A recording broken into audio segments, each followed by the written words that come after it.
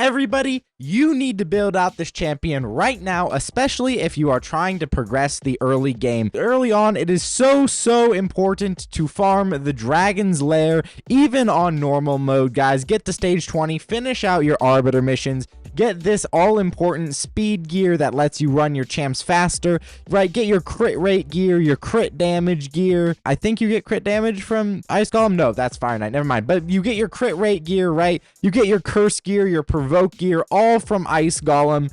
Even on normal, you have to clear out these stages for the Arbiter missions, for the Ramontu missions, for the Marius missions, and there is one champion that is going to get you that. But guys, what's up? Welcome back to the channel. I am Felrus, sailing the seas of Raid Shadow Legends. Today we are going to be covering this one champion, this rare champion that will get you pretty much every single dungeon in the game outside of Spider early on for progression. And that champion is going to be Frozen Banshee. Now, Frozen Banshee is a bit of an interesting champion. She's very good. We have her built in Perception and Pinpoint gear. She's gonna come in at 35k HP, 3k defense, 254 speed, and 384 accuracy. Realistically, a bit higher stats than you'd probably be able to pull off super early game, but nevertheless, it'll make for a effective showcase. Real quick, click the link in the description to get a free Bambus as well as Ugo at level 15. Here's how to do it. Log out of Plarium Play on PC and uninstall. Click the link in the description and register with a brand new email. Launch Raid and complete the tutorial. Go to your inbox and claim your first champ. This is where you'll find your free Bambus as well as Ugo at level 15.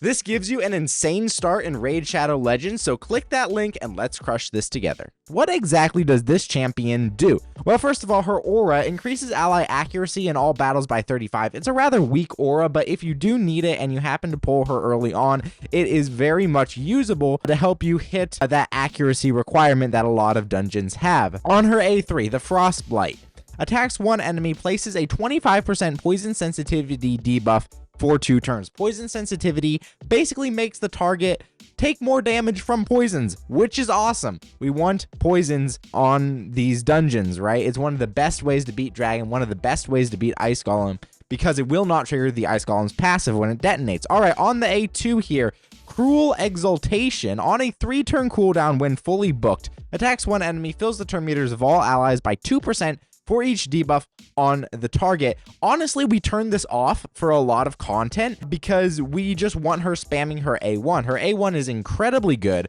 What does it do? Death's Cuirass attacks one enemy 2 times. Each has an 80% chance of placing a 5% poison debuff for 2 turns if the target is under a poison sensitivity debuff. Now, she does place poison sensitivity on her A3, so she comes in, we book this skill fully out, and she will place 2 poisons every single time she goes on her A1. That is really good with ally attack champions like Grand Oak Podrick, or if you're earlier on and you happen to pull him, Farrakhan the Fat. Where is my guy Farrakhan the Fat? Here he is. On his A3 ability, he has a ally attack with everybody. Man, he's not loading in, but he has an ally attack with everybody except himself. So Frozen Banshee gonna come out and spam the poisons, right? Spam the poisons on her A1, absolutely melt bosses. So let's go ahead and actually see what this champion is capable of. We're gonna go into Dragon. Let's do Dragon 25, okay? Let's do Dragon 25. We're not gonna use this team that I have set up here. We're gonna use a different team instead. Now, in order to highlight Frozen Banshee, I'm actually not going to use Calamitous. I'd like to use a different wave clear. We could use Caldor. We could use Yakarl. We could use Ninja. Yeah, you know what? Let's use Ninja. Let's use Ninja for this boss here. And then we're also going to let's grab an ally attacker. Let's grab a Queen of Hearts here. So she'll carry our drop defense so that Ninja can nuke the waves. Now, here we go. I do have to clear a certain amount of times for a mission. So we're going to go ahead and attack the boss on stage 25. Now, it's a pretty simple team. All you need is a source of drop defense.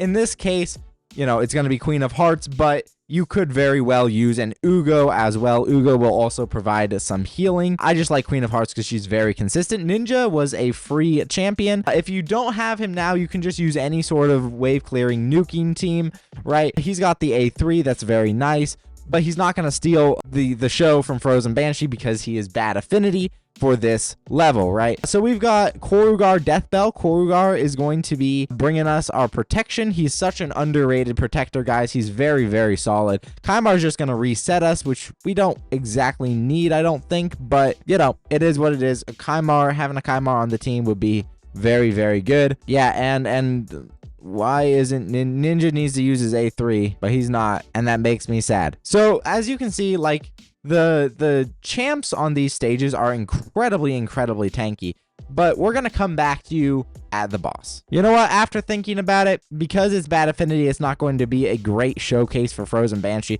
So let's just go one stage lower. Stage 24 of the dragon. So here we go. We're gonna try this again, and we will see what exactly Frozen Banshee can do here. All right, I'll be right back. All right, guys, here we are at the boss. Queen of Hearts coming in with the drop defense there. Kaimar coming in. Korugar putting up that ally protection and the strength. And wow, Frozen Banshee got resisted, and Ninja is going to steal the show because of it. That is quite unfortunate. That is quite unfortunate. But hopefully she can just cycle back through her kit. We do have her equipped with War Master, so, you know, there is some extra damage coming out that way, which is really good. Man, she got resisted. There we go. There's the Frost Blight. Ninja going in with the Hail Burn, of course, his boss killing ability. All right, then we're going to go in with the ally protection again. There we go. Now we've got poisons on the boss. Now we've got an ally attack, right? Put more poisons on the boss, right? It's going to absolutely be awesome. More poisons, and there we go. The dragon killed with poisons. Of course, Ninja stole the show a little bit there. So we will make sure that that doesn't happen by not using Ninja in the Ice Golem. So on the Ice Golem, Frozen Banshee is a great budget poisoner. Let's go Ice Golem 20 here. That's not the team that we want to use. We're going to go with, I think we're just going to modify this team a little bit. And we do not want drop defense. We want a wave clearing champ, right? So I think we're going to go with, I think the Cheshire Cat is a really good one. Someone who will die on the waves. And let's go with another poisoner. Let's go with Bod L. Kazar. And you know what? On second thought, in that case, we don't want Kaimar either. We can go with another AoE poison champ. Let's go with a Noct the Paralyzer. I know I've done videos on poisoning the Ice Golem before. Elva's going to be great here. All right, so we've got Cheshire Cat. He'll clear us the waves. And then we've got Elva and all of that good stuff. All right, so let's see what Frozen Banshee can do here. This run's not going to get us any good gear, but poisons on the Ice Golem do work. They do not work on hard mode, so you have to be careful of that, but they do work on normal mode. So there we go. The cat is just going to wreck the waves for us, which is really good. You need a good wave clear. Obviously, I don't think anyone who's progressing is going to be able to one-shot the waves. That's totally fine. Just someone who is able to wave clear for you will be very, very good. The cat's A1 is just absolutely fantastic, which is why I chose him. It'll speed things up a little bit more than we previously had, right? There we go. The cat putting in the work. All right, so now we've got the boss, right?